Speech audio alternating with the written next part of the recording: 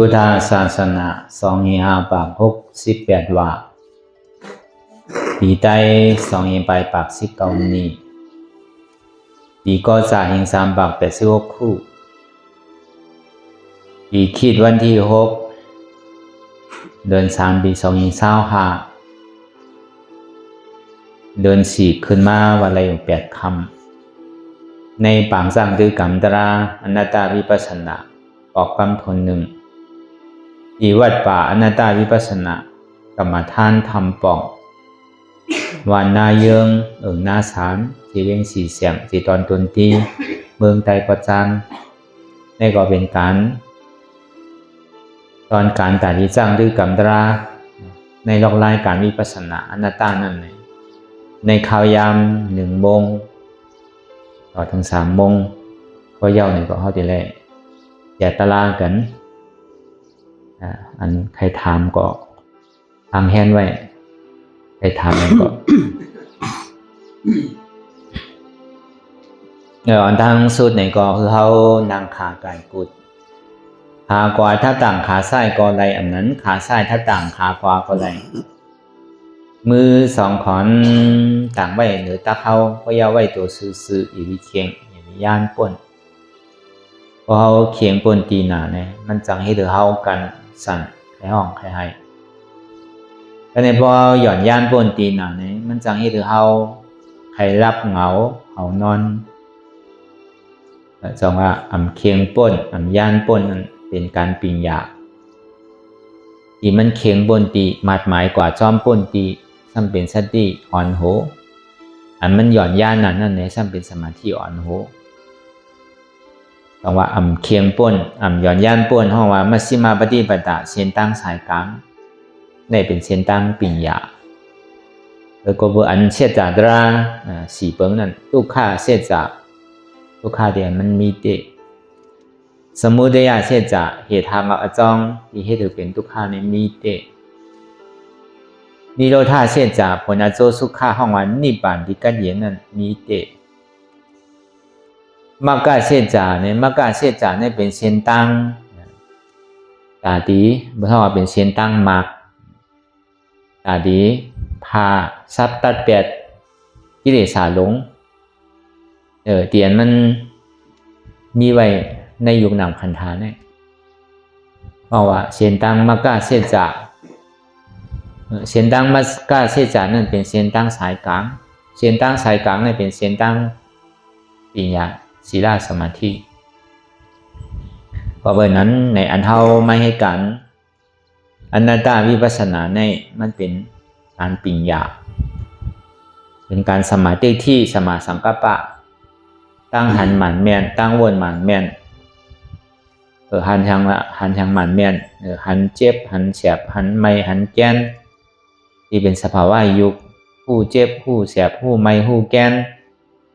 หับเจ็บหับแกนหับตรงหับตอดหัดเนธาสานนั่นหันอยู่ผู้อยู่ถ้าเพิ่มมันเป็นอนัตตาสมาสังกัปปะวนที่มันเป็นอนัตตาอันนี้มันเป็นการเส้นตั้งมรรคเป็นเส้นตั้งปิญญาศีลสมาธิศีลนั่นเนี่ยก็สัมมาวาจาสัมมากัมมันตะสัมมาอาชีวะในห้องว่าศีลเส้นตั้งของสมาธินั่นเนี่ยก็เป็นสัมมาวายามะสัมมาสติสัมมาสมาธิศีลนั่นเนี่ยก็ตั้งหลักจือใจการเฮ็ดจือใจการเลี้ยงอาศักสายใจจือใจสมาธินั่นเนี่ยก็ตั้งคัดใจจือใจอื่นหู้ตัวอยู่จือใจสันควันยกย่านค่ายหนึ่งเนี่ยอยู่ในกลุ่มของสมาธิพอเบอร์นั้นมันหมานเมียนจือใจเหลือเปินตั้งปึงตั้งโมตั้งเสียงนั่นหมานเมียนเท่าถูกดีหู้นั่นเลอเสียนแจดจางเลอเสตราเสจจะที่มันพูดบอกเป็นมาอันไหนเท่าถูกดีเอามาวนหรือมันพอเกิดสังเวกาตราลองเดียนเท่าไรเกิดเย้าเท่าเย้าเป็นเย้าตายมีดองตั้งทบยากันก็หู้ว่าตีไรมีดองตั้งผ่านยานกันอันเท่าหักเข้ามาเข้าเจอผ่านดีกว่าผ่านตาย อันเฮาภาคมั่งเจอซ้ำในอยู่หิมเฮาจำหมดนั่นในก็เป็นทุกข์เนี่ยมันเป็นตัวทุกข์เสียจะพอยังติเลยยุบนำคันเท้าในตึ้งป่นแหละนำหูนำตาเตียนเฮาไรห้องไรไห้นั่นนำเลยเสียนำบางหลายอันเปิ้นเลยเอาผ้ามีเถอคอเฮาเหมือนเฮาเป็นเป้เป็นโวเนี่ยเป็นไก่เนี่ยเป็นหมูเนี่ยเป็นเป็ดเป็นไก่เนี่ยใช่ไหมอันเปิ้นเอาผ้ามีเถอคอนั่นก่อนนำเลยเสียนำมหาสมุทรตลาก่อนอันเฮาเลยตายมานั่นลูกในหลวงล่อก้าหลวงหวยแน่เอาเข็มอย่าไปว่าเอาคอพูดด้วยก่อนเอาเข็มแต้งกว่าที่ไรก็อันที่เป่าป่าเหี่ยวสร้างแข้งเฮาเนี่ยเตียนเฮายามเกิดยามตายเนี่ยมีว่ะเดือเสนั่นก้าเนี่ยกองลูกเฮานั่นสูงเดือเส120 เมืองว่ะอันเฮาเลยรู้เลยตายมาเลยถอมยินบอกกันนั่นก็ป้อหลีอิ่มดีเวอร์ลีจาเนี่ยว่ะลองตั้งอันตัดดีไรเกิดไรเท่าไรเป็นไรตายเท่านั้นก็เบอร์นั้นในอันเท่าหูหันลองตั้งเฉพาะที่มันเกิดมันเท่ามันเป็นมันตายเนี่ยเป็นทุกข้าขันใจหลงมันมีเตะผู้ว่าเกิดมากกว่าหลวเท่าผู้ว่าเท่ามากกว่าหลวเป็นผู้ว่าเป็นมากกว่าหลวตายอันนี้ยังว่ากามลีก่อนอันเท่ากับเป็นตัวสัตว์เร่ฉันตัวอันเป็นเลี้ยงกินเนอร์ตัวอันเป็นเถอข้ออันเป็นแตงต้องแตงข้อฉะนั้นเนี่ยซ้ำดินน้ำก็ก็วนด้วยอย่างนี้ก็เบอร์นั้นเนี่ยอันเท่าตายเป็นก้นอยู่ปากก็เห็นก็หมื่นก็แสนก็ตาดีปอกขึ้นมาเป็นก้นมี1ก็หรือเช่นนั้นกว่าอาเปสิผมมีเชียงว่าผีก็เหมือนนั้นหนังเก่าจะว่าดินเลิกเกิดไรว่าอาซาเขาสุดเขาเชียงมาเมืองผีนั่น1อาหาราตั้งกินขาดว่ะ2ผู้โสเชียงว่ะ3อาซากเชียงว่ะก็เป็นนั้นก็ตายผีก็ตายมาก็ตาดีขึ้นมาเกิดเป็นก้นแน่ง่ายๆว่ะปากก็เห็นก็หมื่นก็แสนก็ที่มี1ก็ว่ะที่มาเกิดเป็นก้นโดยเช่นนั้นก็ปอกขึ้นเมืองอาเปสิภูมิเชียงว่ะมันขานใจมันเป็นอันหยาบอันเย็นได้เต้ว่ะแต่เดี๋ยวมาเกิดเป็นก้นได้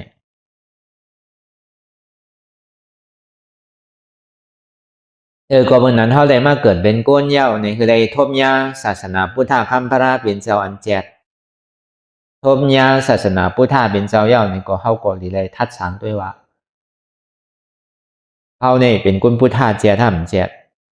เป็นก้นพุทธศาสนาอันหมอคอมย้อนห้านั่นก็เฮ็ดจอมคอสั่งกำสอนของพุทธะเนี่ยเขาก็ซ้ำนี่แหละมาแตกเนื่องด้วยเพราะว่ามันเข้าปักเบิงของคอสั่งกำสอนของพุทธะเนี่ยก็บอกว่ามันสูญชานกันนะอาขากีพองไว้ที่นั่นนะเป็นอะไรก็ผมจังว่า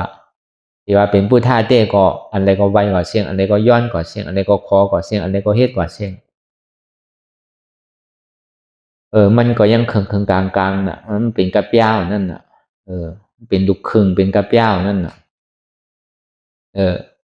ตอนหนังที่พึกเป็นก้นพุทธศาสนาอันแจดนี่ก็บ่ขยับก็เบอร์นั้นพอเฮาเป็นก้นพุทธศาสนาอันแจดแล้วนี่ก็เฮาโหลเลยพึกเป็นตาที่เป็นอริยะก้นพุทธศาสนาอันแจดนั่นยุ่มย้ำขันธ์หาเปิงนี่เป็นอนัตตาวะยุ่มว่าทุกขานี่เป็นอนัตตาวะยุ่มว่าเจ็บนี่เป็นอนัตตาวะลองตั้งยุ่มมันนั่นจึงที่ว่าเป็นก้นพุทธศาสนาวะป้อมยุ่มนี่มันใจเป็นก้นพุทธศาสนาวะมันยังมองมุงมองคือเป็นมาจ่อยเพราะมันเจ็บมันกวนมันขึ้นมาอารมณ์ใครเจ็บทำแน่พลามีติไรก็มาจ่อยพองลูกเจ้ายาหันตาเขาเจ้าอริยาเขามีติไรผีอันเท่าโกไก่นั่นมาจ่อยเฮ้มันสักสายหนึ่งรู้มันเหลืออกเหลือใจน่ะอันนั้นไรวะเพราะยังมุงบ้องคือเป็นมาจ่อยแต่ใจเป็นกุลพุทธศาสนาอันแจ๊ดวะกับกายเลยลองเต็กที่ตั้งหันนั่นน่ะเพราะว่ายังตึกหันพี่อยู่แน่ตัวเฮาใจเฮาในตาดีให้ถือจึงปลอดข่าวใช้เนี่ยมันปลอดได้ก็เปิดลองตั้งหันว่าหันพี่ตัวน่ะเฮายังหยุ่มใจหยุ่มเนอะพระราตราสังขาร3เปิงนี่ก็เป็นอัน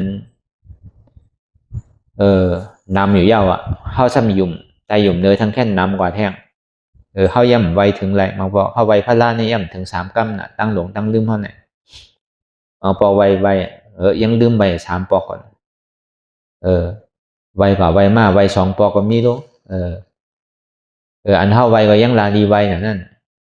มันไปเข้าใจเดินนั่นไวสังเตอันเท่าไวสามบอกนั่นหนึ่งไวถึงพุทธคัมภราเปลี่ยนเจ้าสองมาไวถึงคอสังกัมสอนของพุทธคัมภราเปลี่ยนเจ้าสามมาไวสังขาเขาเจ้าอริยสังขารสมุทัยสังขาร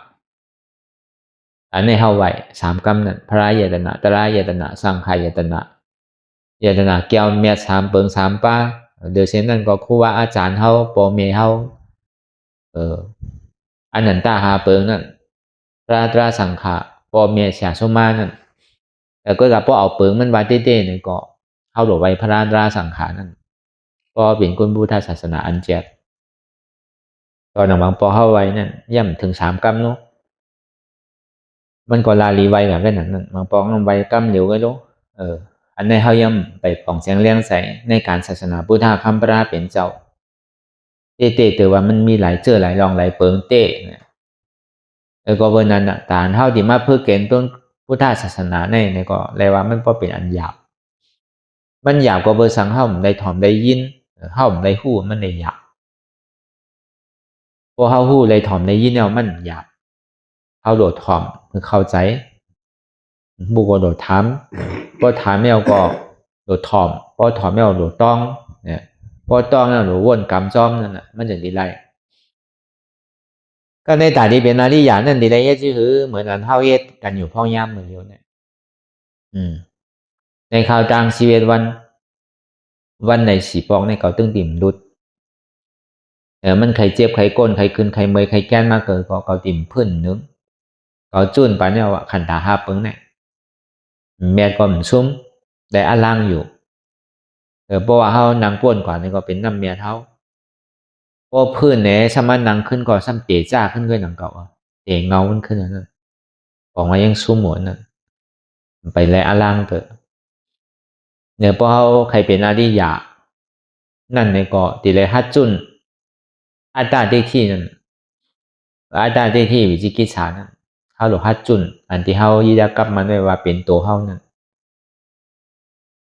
ก็เพราะนั้นทุกข้าน้อยนั่นลองอันเฮาไรมากเกิดเท่าเป็นตายได้สังอันเฮาไรมาทมยาอันเจ็บอันเสียบอันใหม่อันแก้นอันโต้งอันตอดอันนี้อันซานนั่นมันเป็นทุกข้า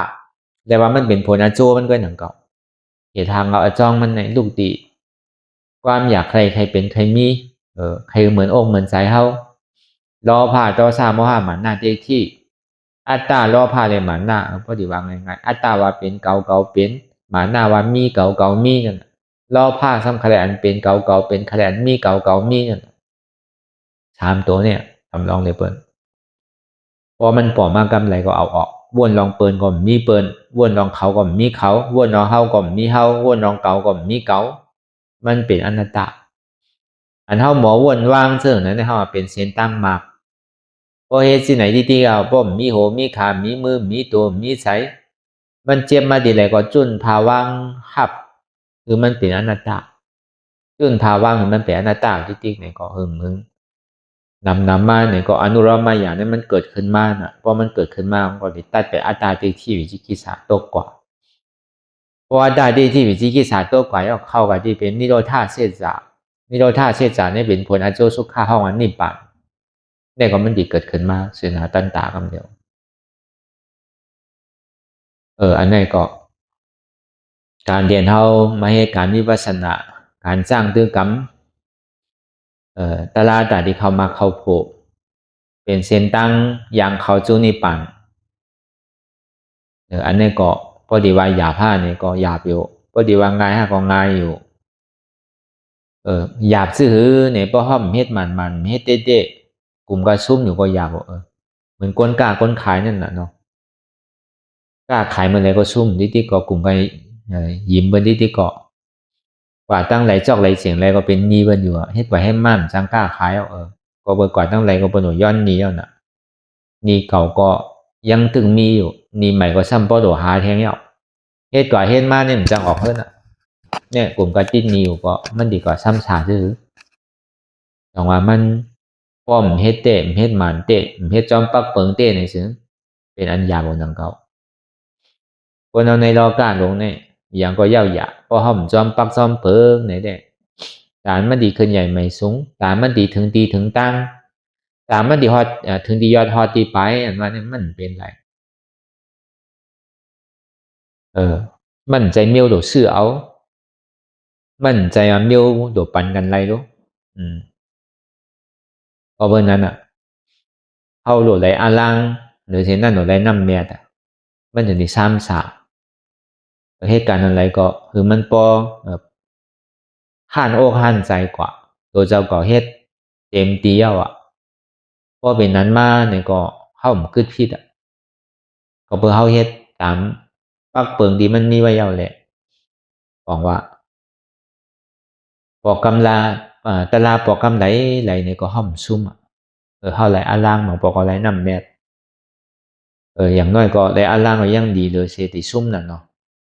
เลยเสียติถุงนี้น่ะไหลอาล่างขึ้นก็นีเข้าก็ก่อยๆทรายกับร้อยๆนั่นน่ะนีเก่าทรายกับอีดนีใหม่นั่นในกล่อมเฮ็ดทางเอานีเก่าอันไว้นั่นลองตั้งหลังป่นมั่งใครวนสังก็วนอย่าไปเอามาเขาอกเข้าใจอันตั้งนาเดียเนี่ยไปถึงนั่นอย่าไปลาลีวนกว่าสำหรับเครื่องป้องกันแต่ที่เฮ็ดนีใหม่ทั้งนั้นจังว่าคือไรอลังคือเฮ็ดวันไหนวันนั้นถึงกลุ่มกว่าคือมันได้อลังกว่าได้น้ำเมียก่อยอีดก่อมเป็นสังเฮ็ดก่อนร้อยๆนั่นพอเฮ็ดสินั้นเต้เนี่ยก็หยาบพอเฮ็ดมันเฮ็ดเต้ก็มันหยาบนั่นก็เมียวอันหยาบอันว่านั่น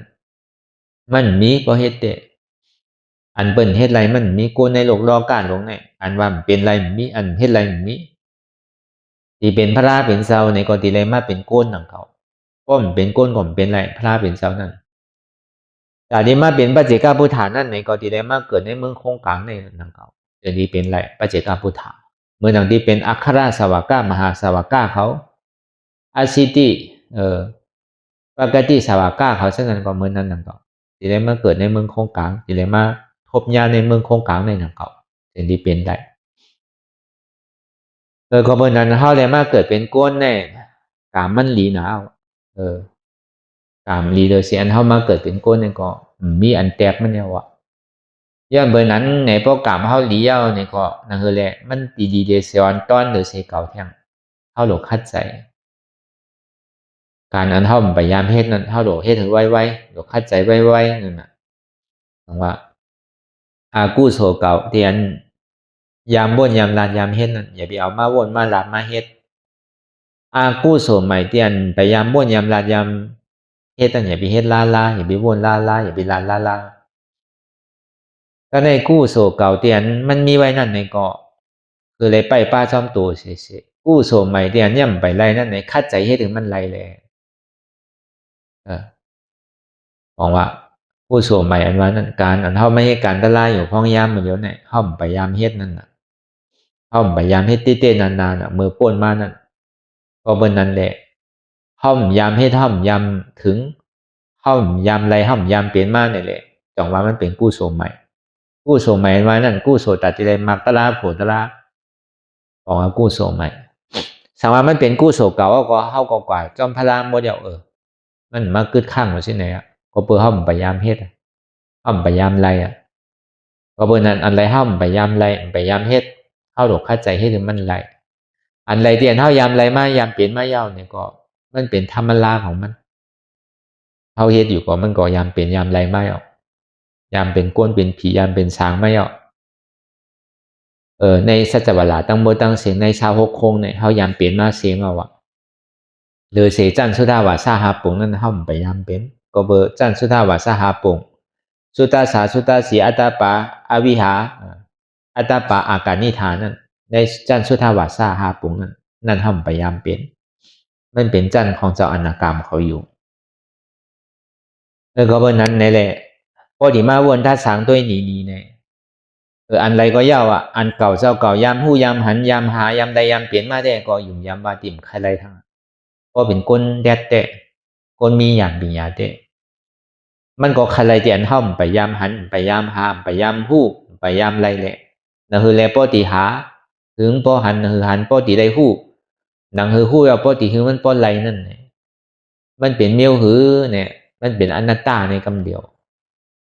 พอเขาหาหันอนัตตาหาอนัตตาหันอนัตตาตัดอัตตาถึงกว่าที่เป็นอนัตตาถึงกว่าที่เป็นอมตะเนี่ยก็ว่าหาอนัตตาหันอนัตตาตัดอัตตาถึงกว่าที่เป็นอมตะอันนี้เขาจงเรียนมาเหตุการณ์หาหันแอบพอดหาหันตัดถึงหาสัง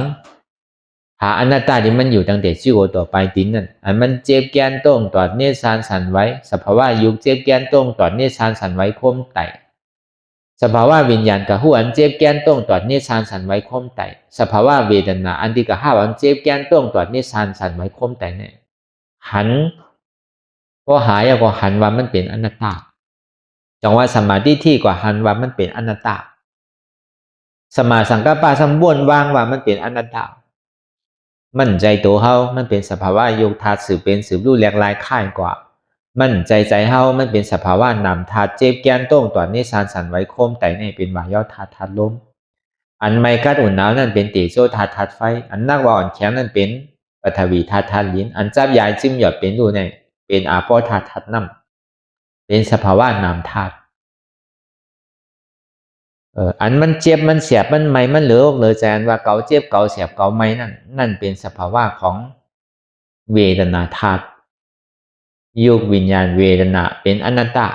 ยุคธาตุนามธาตุเวทนาธาตุเป็นอนัตตาหันว่ามันเป็นอนัตตาผู้ว่ามันเป็นอนัตตาก็เป็นนั้นพอเขานั่งว่าเย้านี่ซึ่งพอมันเจ็บมันกวนมันขืนมันเหมยมันแกนอันมันเจ็บแกนตรงตอดเนตรชานสันไว้คมแต่เนี่ยบอกว่าคำมีคำเนี่ยมันมีเตะเสียจากตรานว่าในมีเตะบอกว่าตุกข้านี่มันมีเตะบอกว่าพวกหันตุกข้าก็หันตรานั่นน่ะพวกหันเจ็บก็หันตรานั่นน่ะป้อมหันเจ็บก็หันตรานั่นน่ะป้อมหันตราเนี่ยก็หันตรานั่นน่ะบอกว่าทำมีเตะทำมีเจ็บเนี่ยหันเจ็บผู้เจ็บหับเจ็บฉะนั้นทำมีหันเจ็บแก้นต้งตอนเนสานสันไว้คมไต่ไม้กระดอนแข็งสู้ตุ้มจับยายจึงอย่าเป็นลูกเนี่ยทำมีกว่าหันตารางมีกว่าหันทำใจหู้อันที่มันเจ็บแก้นต้งตอนเนสานสันไว้คมไต่ไม้กระดอนแข็งสู้ตุ้มจับยายจึงอย่าเป็นดูเนี่ยเป็นอนัตตาเนี่ยตึงหันเนี่ยตึงวัวเนี่ยตึงวัวเนี่ยตึงหันเนี่ยพอหาปรมัตถ์หันปรมัตถ์ไล่ปรมัตถ์เป็นปรมัตถ์พอปรมัตถ์เนี่ยมันลูกพอเป็นปีแงบในลูกหานิมิตหันนิมิตไล่นิมิตเป็นนิมิตหันเดียนมันมีเตะพอมันเจ็บมาทำอ่อยยงกับไว้ทีหนึ่งให้มันหายเอาใจกับไว้ทีใดทีหนึ่งนั่นคือได้ตีขามเจ็บอะไรจะไหนเอาสติหมายหู้จอมต้องเหมาอนัตตาเจ็บตัดเนี่ยในห้องว่าหันนิมิตไล่นิมิตเป็นนิมิตหันปีแงบไล่ปีแงบเป็นปีแงบพอปีแงบนิมิตเนี่ยก็ตายเอาเกิดเอาตายทางดีกว่านี่ปานเท่ากับเป็นดูป้าอาลูป้าทางว่าดีไรนี่ปานเท่ากับตกอาเปสีภูมินี่ก็จังมีนั่นน่ะพอเฮ็ดจับลายมันพอเฮ็ดจับลายมันเนี่ยก็เฮาเฮ็ดอันไหนเนี่ยก็เฮาป้อป่องเสียงแรงใจกันนั่นอันเฮาหามันอยู่อันเฮาหันมันอยู่เฮาอย่าไปป้ายตัวมันดีภาพมันดีมันดีเป็นกะหือมันดีเจ็บมอกะหือมันดีไม่มอกะหือมันดีแก่นมอกะหือมันดีนักมอกะหือตัวดีพอตัวก่อนตัวมาเนี่ยมันดีลู่เวทไว้หนังเขาพอเบอร์กูเจอกูลองนั่นมันมีการเกิดขึ้นตั้งอยู่แล้วก็ลู่กว่าไงมีทุกข้าใกล้เตียนมันเกิดขึ้นมีทุกข้าใกล้เตียนมันตั้งอยู่มีทุกข้าใกล้เตียนมันลู่กว่าหรือเสียทุกข้าเนี่ยมันมีอะไรแทงเนี่ยจังว่าเฮากับจิตจับกับอันเฮากับวนไปวนเลยวนลองเปินวนลองเฮาวนลองเขาวนลองเก่านั่นมันเป็นทุกข้าเลยเพราะเฮามีลองตั้งกับไม่ใจลองเปินไม่ใจลองเขาไม่ใจลองเฮาไม่ใจลองเก่าก็เดี๋ยวเอาในเป็นทุกข้าทีเนี่ยอันเฮาทุกข้าอันเฮาเหมือนองค์เหมือนใจอันเฮาขี่ใจมองใจมันเดี่ยวฉะนั้นก็เปิดกับวนลองเปินก็เปิดกับวนลองเขาก็เปิดกับวนลองเฮาก็เปิดมาวนลองเก่าก็เป็นนั้นนี่ก็เหมือนนั้นเฮาแหวกหมักหินเก่งขึ้นเนื้อร้อยเหมือนเฮาแหวกหมักหินขึ้นกว่าเนื้อทำนั่นน่ะนักหันนักก็วนตัวก็วนหนึ่งก็เตียงหนึ่งหวยวนสองก็เตียงสองหวยวนสามก็เตียงสามหวยวน10ก็เตียง10หวยนั่นน่ะก็วนน้ำหันน้ มีนำใครนำในก็มันก็เป็นกองนักนำกองทุกขานำทุกขานำมีนำก็ทุกขานำมีเกก็ทุกขาเกป้อมมีก็มีลองตั้งทุกขาใครนำก็ทุกขานำใครเกก็ทุกขาเกมีลองตั้งใครก็มีทุกขาเอานำก็ทุกขานำเอาเกก็ทุกขาเกเอาสังก็มีลองตั้งทุกขายับนำก็ทุกข้านำยับกลางก็ทุกข้ากลางครั้งยับเอก็ทุกข้าเอปล่อยว่างในเมื่อหมดเนี่ยก็มีลองทั้งทุกข้าก็เบอร์กูเจอกูลองเดียนมันมาหนีจากยาเก้าเขาอยู่ในก็เปิดเขาแหวกไว้เขาทิ้งไว้เขาชิมไว้เขาจู้ตุ้มหอมไว้เขาไม่ยอมปล่อยผ้าเหมือนเขามีน้องไว้เขาไม่ยอมขังนั่นเหมือนเขาเลี้ยงปลาน่ะเลี้ยงปลาไว้น้ำเขาจะไม่ยอมขวางมันมันยอมน่ะก็ในบรรชมันหลักหินเนาะเพราะบรรมันหลักเอาใจมันเดียวครับเนี่ยกลางค่ำกลางคืนมาเปิดมาหลักเวทในสังเปิดมาหลักใส่แนงใส่สังในสังเปิดมาหลักซับหลักพันในสังก็เนี่ยพอเขาเลยยินข่าวมาพอเขาเลยหู้มาในใจมันเดียวเป็นอันหลับนอนย้อนมันนะมันตุค่าเช่นนั้นน่ะพอเขามีนำเกาะพอเขาวนนำเกาะพอเขาใครนำเกาะพอเขาเก็บไว้นำก็พอเขามีสังก็เปล่าพอมีเนี่ยมีสังก็ยาวเป็นสังก็ยาวทุกขาอย่าไปใครเป็นอ่ะเพราะใครเป็นเนี่ยทุกขาที่ติ๊กอ่ะมันมีสังมันเป็นสังแล้วนะกัดเย็นมันเป็นสุญญตาเสียงมันมีร้อนมีแกนสังใจเจตสิกยุคสุญญตาเป็นอนัตตาใจเจตสิกยุคเป็นสุญญตามีร้อนมีแกนสังเหมือนหนังเป็นของเป่าไว้เช่งในโลกกาเนี่ยมันเป็นอันหยอกอันแป้อันเดียนเป็นมอกเล่เป็นเมียกเล่เป็นมายากลที่มันมาหยอกแรงกันโจแก้วโจข้าวคือกันติดอกติดใจก็ยาวกว่ามีร้อนมีแกนจังว่าเอามาเป็นเจ้าเป็นของไรเต้มันเป็นอันหยอกอันเลียนอันย่านเก้ากันแค่เนี่ยพวกเขาหมอวางทัดสางที่ไหนเนี่ยก็มันก็กัดเย็นกว่าการตลาดว่านั้นการนั้นตาดีเหตุการณ์วิปัสสนานั่นเนี่ยมันเป็นการตาดีปล่อยว่างของนักลงขันธาลงเนี่ยก็เบอร์ตัวขันธาเนี่ยมันเป็นตัวทุกข์ในยุควิญญาณเวทนาสัญญาสังขารเนี่ยอย่างว่ารูปขันธาอันนี้จะวิญญาณขันธาอันนี้จะเวทนาขันธาอันนี้จะสัญญาขันธาอันนี้จะสังขารขันธาอันนี้จะรูปขันธาทุกขาวิญญาณขันธาทุกขาเวทนาขันธาทุกขาสัญญาขันธาทุกขาสังขารขันธาทุกขารูปขันธาอนัตตาวิญญาณขันธาอนัตตาเวทนาขันธาอนัตตาสัญญาขันธาอนัตตาสังขารขันธาอนัตตาสัพเพสังขารอนิจจาสัพเพสังขารทุกขาสัพเพสังขารอนัตตาอย่างว่าอันเท่ากับวนกว่าใจติดใจจับใจเปลี่ยนเนี่ยมันเรียนเดี่ยวในขันธาห้าเปิงเนี่ยเอามาเป็นของเฮาอันนึงก็อันนึงก็เอาตัวมาเป็นตัวเฮาก็เอาใจมาเป็นใจเฮาก็เอาเจ็บมาเป็นเจ็บเฮาก็เอาสัญญามาเป็นของเฮาเอาสังขารมาเป็นของเฮายอมปล่อยภาวังพอมาตีมาเจอมาจับพร้อมเป็นใจต่อซาใจลำใจกำเป็นต่อมนาซาเวทนาพอถูกอกถูกใส่นั่นเป็นต่อชอบมนาซาเวทนาก็เบอร์เฮ็ดที่ไหนอยู่ดีๆไหนแล้วมันป้วนอะไรลองตั้งทุกข้าคันใจต้องว่าเฮามาปล่อยภาว่างแบบในยุคนำคันถาเปลี่ยนมันใจของเฮาเตะกูเจอกูลองมันมีลองตั้งเกิดขึ้นตั้งอยู่แล้วก็รู้กว่ามีทุกข้าใกล้เตียนมันเกิดขึ้นมีทุกข้าใกล้เตียนมันตั้งอยู่มีทุกข้าใกล้เตียนมันรู้กว่าหรือเสียทุกข้าเนี่ยมีอะไรแค่ในพอเฮาหมอปล่อยภาว่างจะเนี่ยว่ากันเย็นก็เป็นนั้นเนี่ยในก็คือเฮาเอาญาณปีเฮาวนดีป่วนยาวๆเขายามหึงอย่าไปว่าไพ่อย่าไปว่าเทิงน่ะอันเท่าหันก็ดีอันเท่าว่นก็ดีหึงป้อเพียงกันกว่าว่นต่อถึงเสียบนั่นป้อสุดว่นต่อถึงทุกข้าป้อสุดตัดต่อถึงอัตตาป้อตกพุทธขาดกว่าอันไรที่มันพุทธป่อเกิดขึ้นเป็นมานั่นนี่ก็คือเฮาป้อหมอว่นวางแยบตัดเป็นอนัตตาไหล